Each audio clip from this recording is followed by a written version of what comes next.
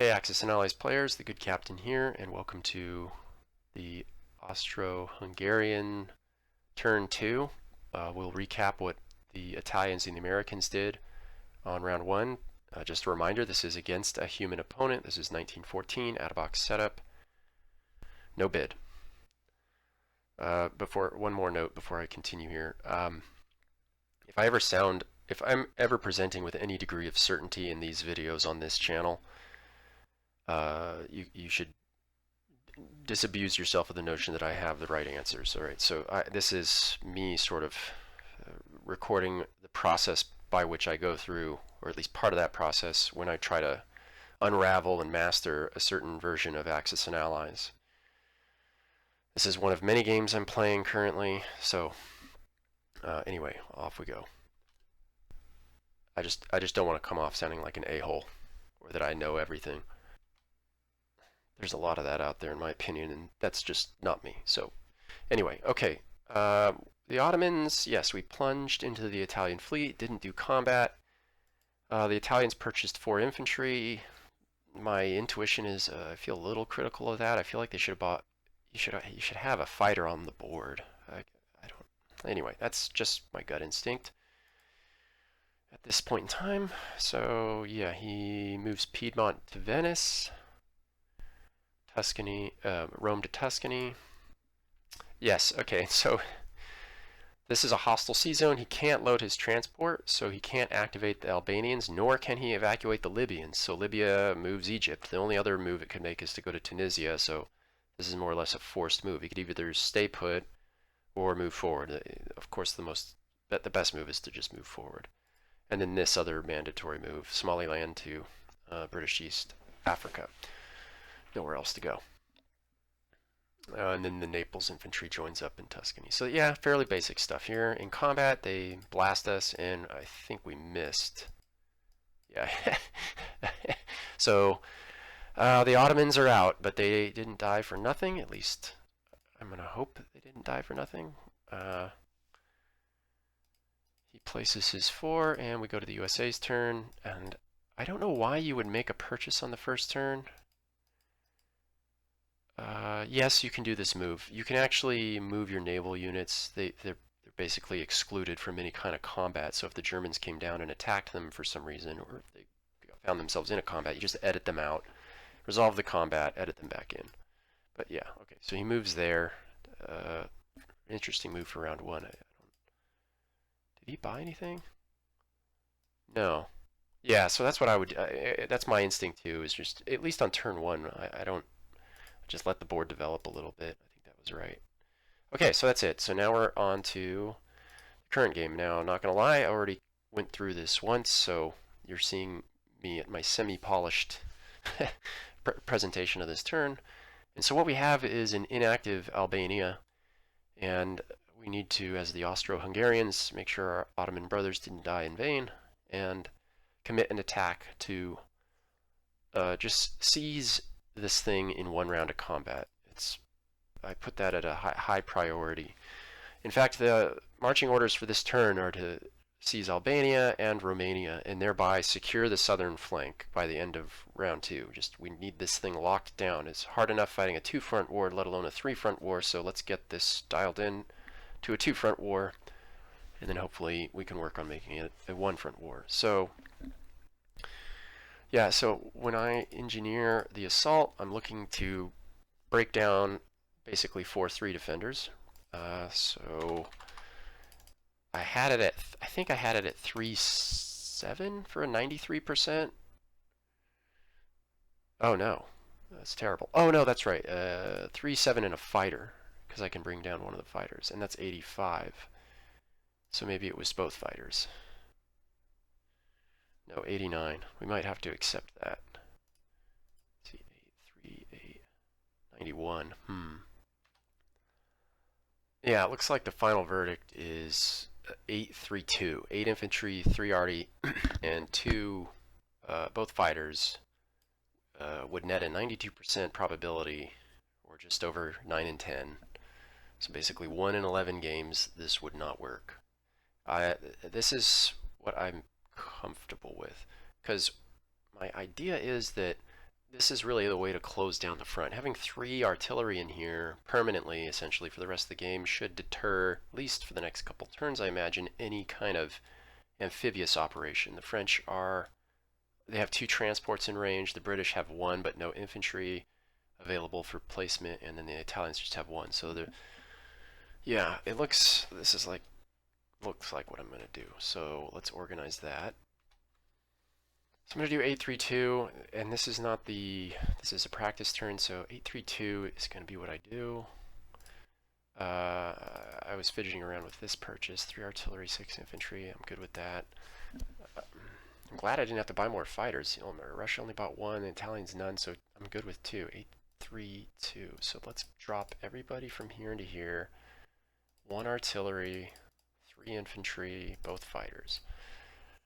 And the way I have it now is I'd like to put everyone here and all but 1 here. So we have a blocker to ward off his blockers. Should do the trick. And here we're going to put a blocker here. And the thing I wanted to fidget around with was experimenting with paying off the Italians. So I want to see how this looks. Now both of these, well, Romania is a stomp.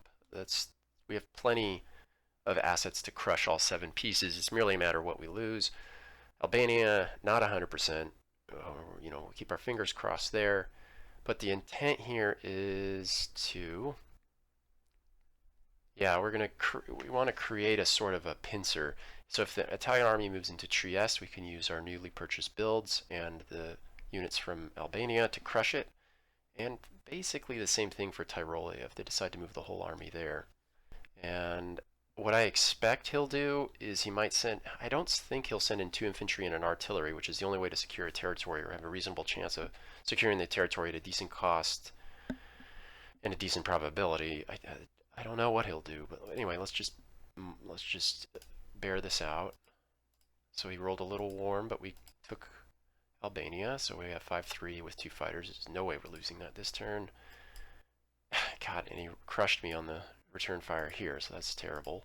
The good news is he's not in the Ukraine. Again, I think this was a misplay. I think you should just be in the Ukraine. You can still dead zone Poland from Ukraine. I don't know what Belarus gives you that Ukraine does not.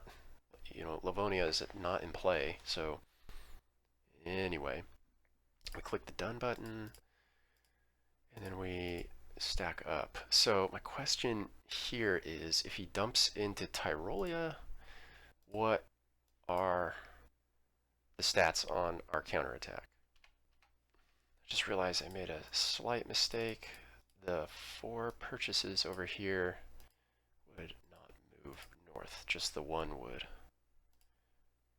2, 3, 4. So that would affect how many assets we had to this counterattack. So if we had 16 infantry, if he dumps into Tyrolia, 16 infantry, 3 artillery, 2 fighters, can basically break even. So we could draw him into you know, we could magnet his forces into there, which I don't really want to do. I don't think that's good. I think we need to focus on Russia. The other alternative is we stuff Tyrolia with 12 troops, and then Trieste with 1 troop. That would be enough to deter him. So it would look something like this. This is my other game here, game sugar. So if we had 12 infantry in here, that's enough to deter him, but he could come in and we have the same problem. We'd be both dumping troops in there when Austria-Hungary needs to be pushing Russia. So I have to think about this. I'll take a pause.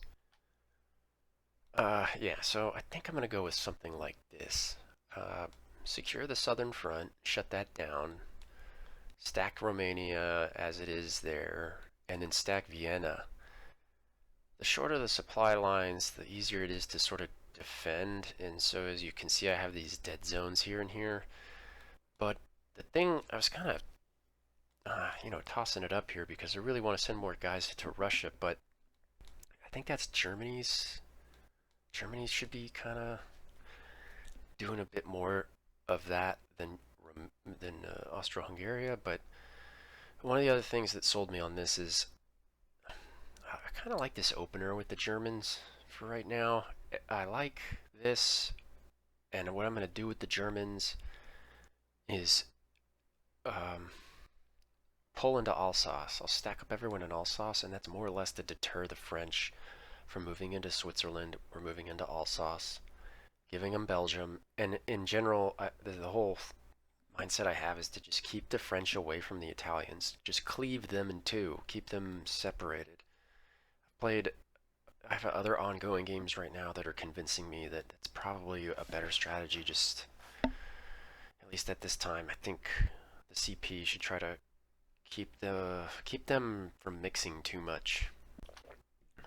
The last thing I like about this is that when we stack up in Vienna, it's sort of like a goalie guarding the soccer net by, at a PK, we can dive left or right. So we could go Italy. We also could go Russia. Of course, the intent is Russia, but I think we have to match the Italians. I don't know what else to do. Else they will advance, and we can't let them have these 4-point territories for more than a turn. Okay, so here's the active game. It's by one batch of artillery and all infantry. Yeah. Okay, it was at 832, right? 832.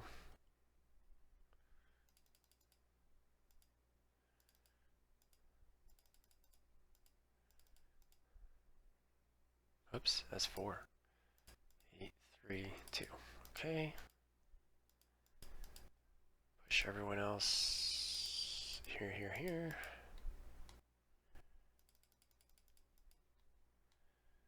So is that right? Let's check our other 16s. Yeah, 16.3. Yeah. 832 at what, 92%, and Romania is a smash. So it's actually, the more interesting thing is to see what kind of casualties we take when doing this move. So I guess that's it. Albania. Okay, we got it, and they only got one, so we owe them a casualty up here in Romania, so we're not going to freak out if they roll warm. And they rolled cold there too. They should have had three. Oh no, they got 3. They just didn't pick up the tail. Okay. A deviation of 1. Not a huge thing. Yeah, I think this is the right move. Because now, yeah, collect 33. A number divisible by 3, always best. Yeah, we might have to pay off the Italians, but we also are forcing them to play their hand first. Are they going to stack in Venice and chill? Are they going to, move out? I don't know. I like the idea of making them make the first move here. And, we just sort of took a lateral move by knocking out Romania. So we can always move back into Galicia and reform a bigger army. It just means that we're a turn slow. I mean, we could have stacked up more reinforcements in Galicia to meet up in Ukraine to make a bigger army there, but I don't think you can ignore the Italians. I think we've ignored them as much as we were able to without going nuts. So yeah.